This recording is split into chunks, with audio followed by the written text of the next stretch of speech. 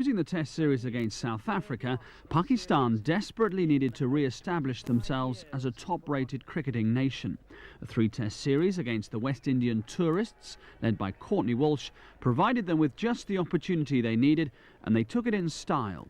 Although Pakistan had done well against the West Indians over the years, a Test series win had always eluded them, except for one at home in 1958-59. Pakistan changed all that in the 1997 series as they trounced the visitors 3-0 to achieve a humiliating whitewash.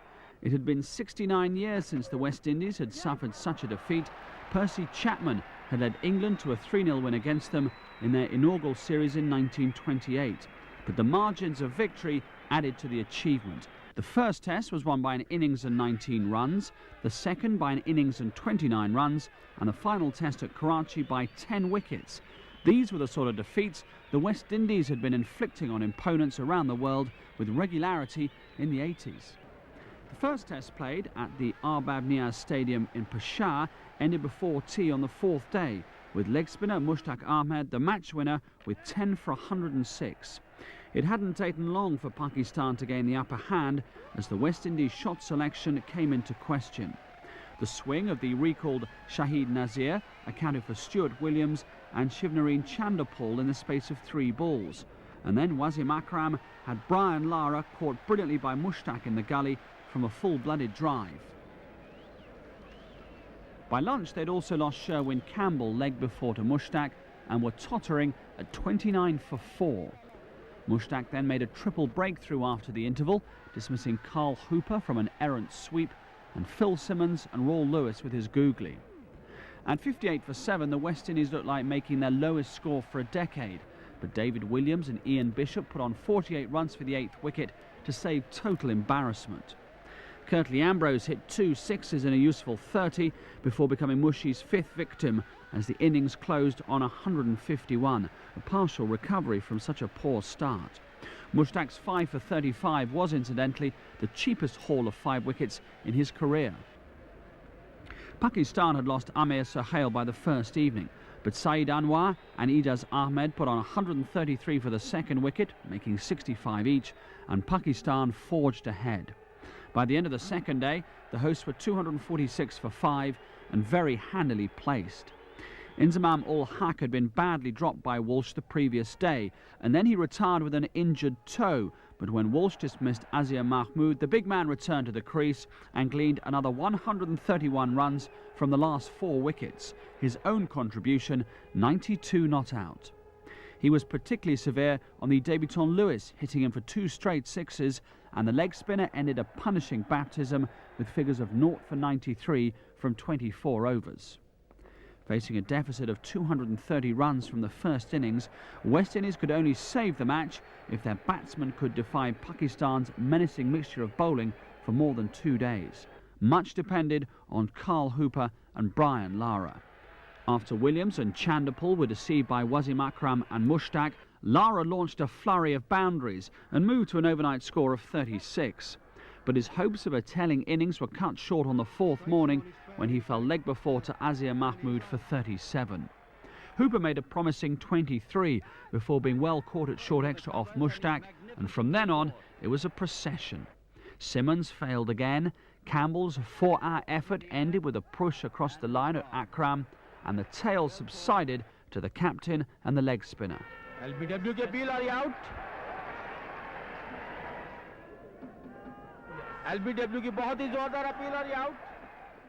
With rumours of a rift within the team circulating in the local media, the West Indies pulled out of a 3-day match at Hyderabad, complaining of poor accommodation.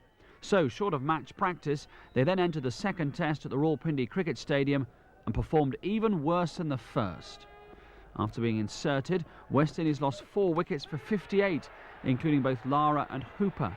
Lara was the victim of a magnificent swinging Yorker from the returning Waqar Younis. Hooper was caught at the wicket off Mahmood for 0. Chanderpaul and Campbell then put together the first meaningful stand of the series for the West Indies, adding 147 for the 5th wicket. Campbell made 78 before mistiming a hook, and Chanderpaul was LBW to Waqar for a defiant 95. David Williams then chipped in with 48 much-needed runs, and the West Indies scraped to 303 all out. Pakistan lost Saeed Anwar to Ambrose, his only wicket of the series as it turned out, and Ijaz Ahmed made just 10, but the match then swung inexorably Pakistan's way. Inzamam and Sohail both had something to prove to the home crowd, and prove it they did. Their stand of 323 for the third wicket was a record for any country against the West Indies, and easily beat the best for any wicket for Pakistan against them. Sohail had gone 17 tests without 100, whilst Inzamam's innings of 177 was his long-awaited first test century on home soil. Between them they hit 36 fours and 3 sixes. The West Indies bowlers, with Walsh leading the way, fought back admirably on the fourth day, claiming the last 7 wickets for just 57 runs, but the damage was already done. Although Walsh had taken his wicket haul for the series to 10 from 2 innings, and Pakistan were all out for 471, the lead of 168 would prove decisive. In one of their worst ever batting displays, the West Indies were demolished in the second innings for just 139, as David Williams, Bishop and Walsh ran themselves out, and Wasim Akram picked up 4 for 42. Lara was caught and bowled for 1, and the other main hope, Chanderpaul, was LBW to Akram for 7. Campbell 34 and Hooper with a classy unbeaten 73, which included 4 sixes, 3 and 5 balls from Mushtaq, were unable to save them, as Pakistan clinched the series after 50 minutes of the final day by their biggest margin ever, an innings and 29 runs. In the third and final test at Karachi, Pakistan, keen for a whitewash, achieved the goal comfortably within 4 days. West Indies, choosing to bat first on a perfect batting pitch which offered nothing to the bowlers, were well in control at 97 for 1 at lunch on the first day, but then collapsed in the next 2 sessions. Campbell, with 2 50s already in the series, appeared in control, but when Lara was bowled by off-spinner Saqlain Mushtaq, who was surprisingly playing for the first time in the series, West Indies lost 4 wickets in the second session for 82 runs, including Hooper for a duck and Chanderpaul, again LBW to Akram. The last 5 wickets then went down for 40 in the post-tea period to Saqlain and Akram, and the West Indies were all out for 216. Saqlain had 5 for 54, his best figures in tests so far.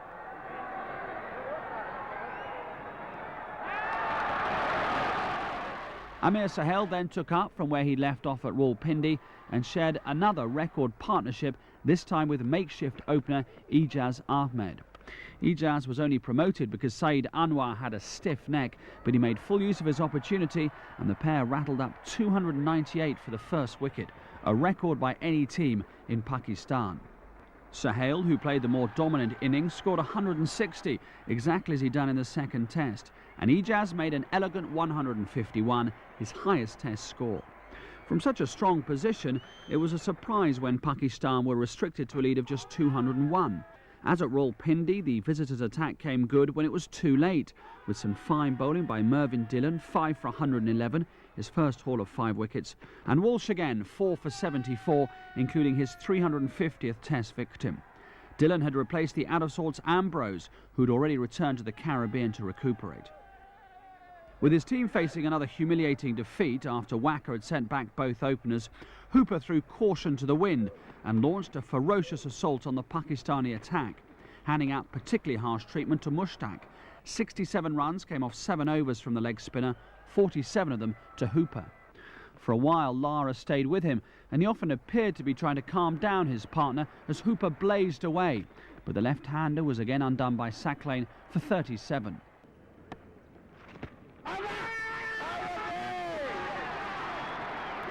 Hooper reached a scintillating century off only 80 balls, but his tired dismissal to Akram spelt the end for the West Indies. Saqlain once again proved to be their tormentor with 4 for 26 to finish with 9 for 80. Akram took 4 for 42, and the West Indies succumbed for 212, only narrowly avoiding a third innings defeat.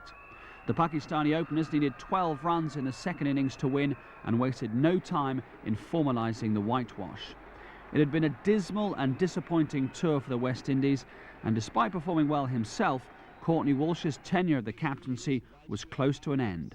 Nevertheless, the inadequacy of the tourist performances throughout should not detract from Pakistan's achievement in becoming only the third team in history to win every test in a series without losing a second innings wicket.